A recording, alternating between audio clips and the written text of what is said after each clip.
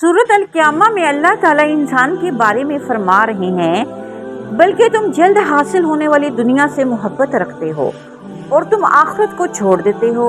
और जो लोग जन्नत में जाएंगे उनके बारे में आगे अल्लाह ताला फरमाते हैं कि बाद चेहरे उस दिन तरोताज़ा होंगे, अपने रब की तरफ देखने वाले होंगे।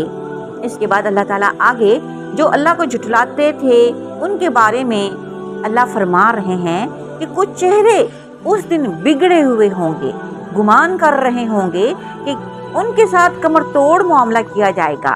जब जान हंसलियों तक पहुंच जाएगी और कहा जाएगा कौन है दम करने वाला, और वो यकीन करेगा कि यकीनन अब जुदाई का वक्त है और पिंडली से पिंडली जुड़ जाएगी। उस दिन तेरे रब की तरफ रवानगी है।